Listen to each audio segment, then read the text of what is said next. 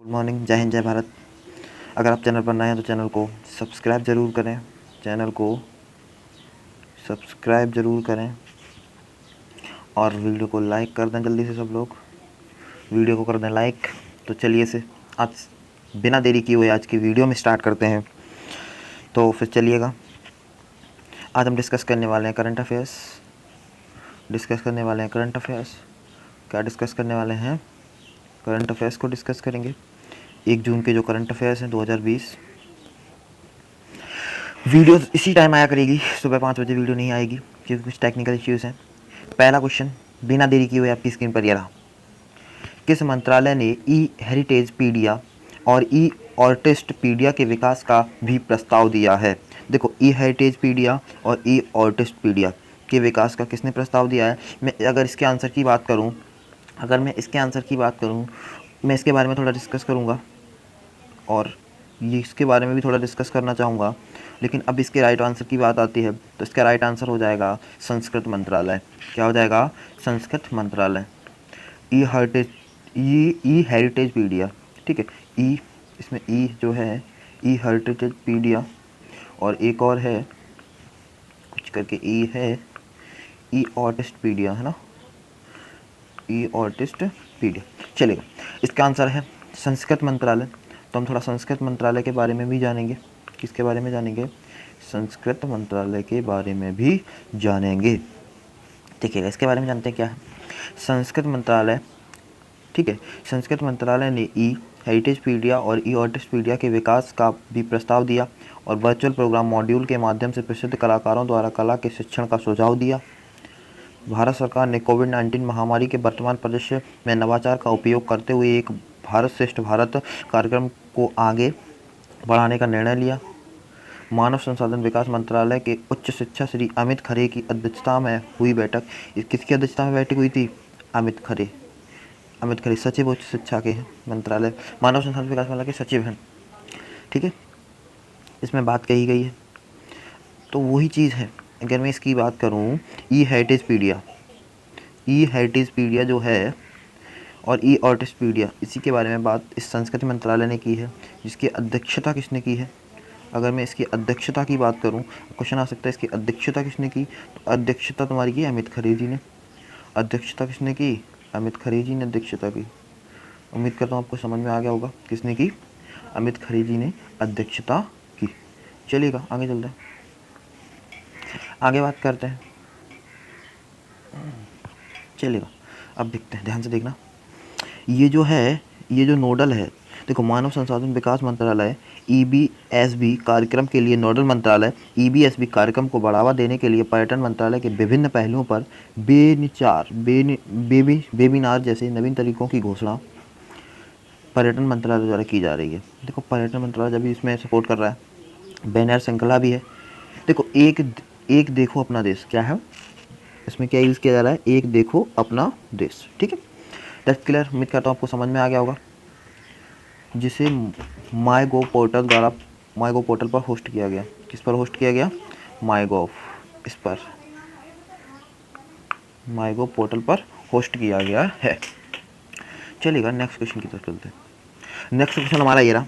किसने उत्पाद जागरूकता हेतु PAI चैटबॉट लॉन्च किया? किसकी मैं बात कर रहा हूँ? उत्पाद जागरूकता हेतु PAI किसने किया? अगर मैं इसकी बात करूं तो इसका आंसर है NPCI ने किया। NPCI का फुल फॉर्म होता है national payments corporation of India. NPCI का फुल फॉर्म क्या होता है? National payments corporation of India ने उत्पाद जागरूकता के लिए PAI चैटबॉक्स लॉन्च किया। चैटबॉक्स एक ऑफिशियल इंटेलिजेंस चैटबॉक्स है जिसे वास्तविक समय के आधार पर NPCI अर्थात UPI रुपए, AP कैश, AEP कैश, ठीक है, AEP कैश फास्टैग के उत्पादकों के बारे में जागरूकता बढ़ाने के लिए विकसित किया गया है। PAI उपयोगकर्ता को रुपए, NPCI और UPI चलेगा की वेबसाइटों पर पाठ या आवाज़ के माध्यम से अंग्रेजी और हिंदी में अपने उत्पादों के बारे में सटीक जानकारी देकर उपयोगकर्ताओं को सहायता प्रदान करेगा। UPI रुपए आदि सभी खुदरा भुगतान NPCI द्वारा संभाले जाते हैं। किसके द्वारा संभाले जाते हैं? अगर मैं इसकी बात करूं, किसके द्वारा संभाले जाते हैं? एनपीसीआई के द्वारा। किसके द्वारा? एनपीसीआई। किसके द्वारा? एनपीसीआई के द्वारा संभाले जाते हैं। चलेगा, उम्मीद करता हूँ आपको ये सब कुछ समझ में आ गया होगा। क्वेश्चन क्या था एक बार फिर हम डिस्कस करना चाहेंगे। क्वेश्चन को एक बार हम फिर डिस्कस करना चाहेंगे। क्वेश्चन तो बहुत इजी था। इसमें क्वेश्चन ये था कि उत्पाद जागरूकता के लिए पीएआई चैट बॉक्स किसने लॉन्च किया? पीएआई चैट बॉक्स किसने लॉन्च किया? तो पीएआई चैट बॉक्स आपको समझ में आ गया होगा। उम्मीद करता हूँ आपको ये चीज़ बहुत अच्छे तरीके से क्लियर हो गई होगी। उम्मीद करता हूँ आपको बहुत अच्छे तरीके से क्लियर हो। चलो नेक्स्ट क्वेश्चन देखते हैं। ये रहा आपकी स्क्रीन पर नेक्स्ट क्वेश्चन।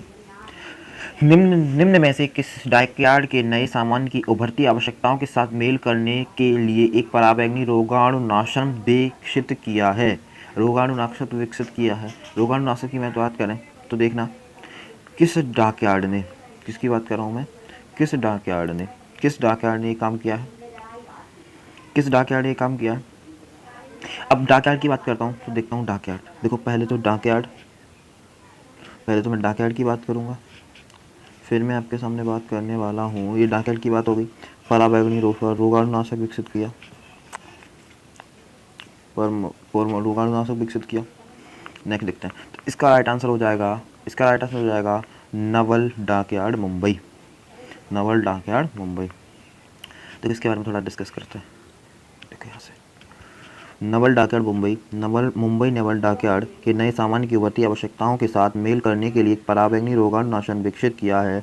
कोरोना वायरस के प्रसार को रोकने के लिए कपड़े, उपकरण तथा और अन्य विविध वस्तुओं के परिशोधन के लिए खाड़ी का उपयोग, एक बड़े आम कमरे को यूवी बे में बदलने के लिए यूवी बनाने के लिए नवाचार की आवश्यकता है। वह यूवीसी छोटी तरंगदैर्घ्य पराबैंगनी प्रकाश व्यवस्था के लिए एल्यूमिनियम शीट और विद्युत व्यवस्था के निर्माण द्वारा प्राप्त किया गया था। लॉकडाउन के आंशिक उत्थान के बीच विकास आ गया है, जिसके बाद लॉकडाउन का पूरा उत्थान होगा। उम्मीद करता हूँ आपको ये क्वेश्चन समझ में आ गया होगा। पराबैंगनी डॉकयार्ड के नए सामान को बढ़ती आवश्यकताओं के साथ मेल करने के लिए पराबैंगनी विकसित किया किसने किया? Naval dockyard Mumbai. Next question. उम्मीद करता हूँ आपको वीडियो अच्छा लग रहा है। अगर वीडियो अच्छा लग रहा है तो वीडियो को लाइक कर दें, चैनल को सब्सक्राइब कर दें। चैनल को आपको सब्सक्राइब करना है। चैनल को सब्सक्राइब करने के बाद आपको क्या करना है? वीडियो को आपको शेयर करना है। शेयर करना है अपने फ्रेंड के साथ में। चलेगा, फिर स्टार्ट करते हैं इसकी वीडियो। जो आगे क्वेश्चंस बचे हुए हैं देखते हैं। इनको हम हटा देते हैं, फिल पेज हो जाता है। चलेगा, नेक्स्ट क्वेश्चन देखिए। हाल ही में किस देश की एचआईवी शोधकर्ता क्वारेक्सा अब्दुल करीम के क्रिस्टोफ मैरियक्स पुरस्कार जीता? किसने जीता? क्रिस्टोफ मैरियक्स पुरस्कार किसने जीता? ये देख सकते हैं आप, अच्छे तरीके से देख सकते हैं। ये जीता है दक्षिण अफ्रीका ने। किसने जीता है? दक्षिण अफ्रीका ने जीता है। चलिए इसके बारे में हम जानते हैं। दक्षिण अफ्रीका की एचआईवी शोधकर्ता क्वारेक्सा अब्दुल करीम ने क्रिस्टोफ मैरियक्स पुरस्कार जीता। क्रिस्टोफ मैरियक्स पुरस्कार फ्रांस में वैज्ञानिक के क्षेत्र में दिए जाने वाले शीर्ष पुरस्कारों में से एक है। समझ में आ गया होगा। चलिए नेक्स्ट सेक्शन। 28 मई 2020 को नई दिल्ली में वित्तीय स्थिरता और विकास परिषद FSDC की 22वीं बैठक की अध्यक्षता किसने की? ये 22वीं बैठक हुई। ये कौन सी बैठक हुई? 22वीं। किसकी बैठक हुई? नई दिल्ली में हुई, स्थिरता विकास परिषद की। ठीक है, 28 मई को हुई। इसकी अध्यक्षता की अगर हम बात करें, इसकी अध्यक्षता देखो ये निर्मला सीतारमण ने की। ये निर्मला सीतारमण कौन है? वित्त मंत्री हैं। कौन है? वित्त मंत्रालय इनके पास है। अगर मैं राजनाथ सिंह की बात करूं, अगर मैं आप सबके सामने राजनाथ सिंह की बात करूं, तो आप बता सकते हैं आप में से कोई कि राजनाथ सिंह कौन है? राजनाथ सिंह कौन है? कोई बता सकता है क्या राजनाथ सिंह कौन है? राजनाथ सिंह, उत्तर में कमेंट में बताइएगा। अमित शाह हमारे होम मिनिस्टर हैं। ठीक है, अमित शाह की बात हो गई। योगी जो आदित्यनाथ यूपी के CM है। ये निर्मला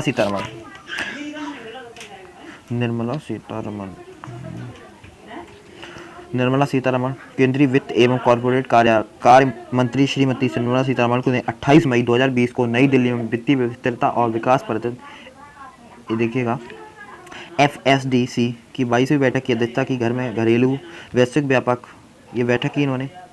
आप आराम से इसमें पढ़ सकते हैं क्या क्या लिखा हुआ है, बोल के बताता हूँ। घर में बैठक में घरेलू और वैश्विक व्यापक आर्थिक स्थितियों, कमजोरियों के मुद्दों और वित्तीय स्थिरता की समीक्षा की गई। बैठक के दौरान वर्तमान वैश्विक एवं घरेलू वृद्ध आर्थिक स्थिति, वित्तीय स्थिरता तथा कमजोरी से जुड़े मुद्दों, बैंकों एवं अन्य वित्तीय संस्थानों के समक्ष उभरने वाले प्रमुख मुद्दों के साथ साथ नियामकीय एवं नीतिगत उपायों, NBFC, HFC, MFI, देखो ये चीज़ें हैं, NBFC, HFI, MBFI, ठीक है। तरलता, दिवाला संबंधी मुद्दों और अन्य संबंधित मुद्दों की समीक्षा की गई। कोविड-19 महामारी का संकट वैश्विक वित्तीय प्रणाली की स्थिरता के लिए एक गंभीर खतरा है, क्योंकि संकट का संभावित अंतिम प्रभाव और अर्थव्यवस्था में बेहतरी शुरू होने का समय फिलहाल है। तो आंसर था इसमें अध्यक्षता किसने की? अगर मैं अध्यक्षता की बात करूं, किसने की? निर्मला सीतारमण ने। ये देखिएगा, अध्यक्षता किसने की? निर्मला सीतारमण ने अध्यक्षता की। नेक्स्ट क्वेश्चन देखते हैं। विप्रो के नवनियुक्त CEO का नाम बताइए। नवनियुक्त CEO कौन है? नवनियुक्त CEO बने हैं थेरी डेलापोर्ट। थेरी डेलापोर्ट के बारे में जानते हैं। थेरी डेलापोर्ट को विप्रो के नए प्रमुख CEO बनाया गया, ठीक है। प्रबंध निदेशक MD के रूप में नियुक्त किया गया है। वह आबिद अली नीमचवाला के कार्यभार संभालेंगे। ये पहले कौन थे? आबिद वाला नीमचवाला, ये थे इससे पहले। 1 जून 2020 से अपना पद आज से संभालेंगे। वह 6 जून को कंपनी में शामिल होंगे 2020 को।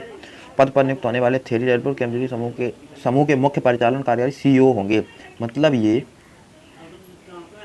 ये जो हैं वो MD व CEO दोनों बने हैं। संयुक्त राष्ट्र शांति सैनिकों के अंतर्राष्ट्रीय दिवस किस तिथि को मनाया गया? सैनिकों के अंतर्राष्ट्रीय दिवस, देखो अंतर्राष्ट्रीय दिवस की मैं बात करूं तो ये मनाया जाता है 29 मई को मनाया गया। कब मनाया गया? 29 मई को मनाया गया, ठीक है। क्या मनाया गया है? संयुक्त राष्ट्र शांति सैनिकों के अंतर्राष्ट्रीय दिवस, ठीक है। चलेगा, नेक्स्ट क्वेश्चन की तरफ चलते हैं। नेक्स्ट क्वेश्चन क्या है ये देखो, पढ़ लीजिए इसके बारे में। 29 मई को संयुक्त राष्ट्र के शांति सैनिकों के अंतर्राष्ट्रीय दिवस का वुमेन इन पैकिंग, ये इनका क्या था? थीम था शायद। प्रतिवर्ष 29 मई को मनाया जाता है। संयुक्त राष्ट्र के काम में वर्दीधारी और नागरिक कर्मियों के अमूल्य योगदान के लिए अर्पित करने और 19,900 के बाद संयुक्त राष्ट्र के तहत सेवारत रहते हुए 3900 से अधिक शांति सैनिकों को याद करते हैं और उनका सम्मान करते हैं। इस वर्ष की विषय संयुक्त राष्ट्र सुरक्षा परिषद द्वारा महिलाओं, शांति और सुरक्षा संकल्प पर 1325 को अपनाने की 20वीं वर्षगांठ है। 8वां क्वेश्चन, हाल ही में नियुक्त NHAI वित्त सलाहकार का नाम बताइए। इनकी अगर हम बात करें तो यह है नीलेश साठे। कौन है?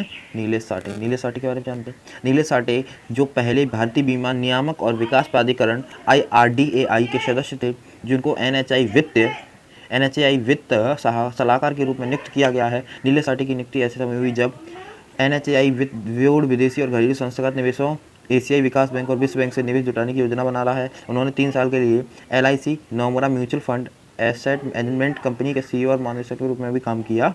किसके मैनेजमेंट की लिखिएगा? LIC Nomura mutual fund.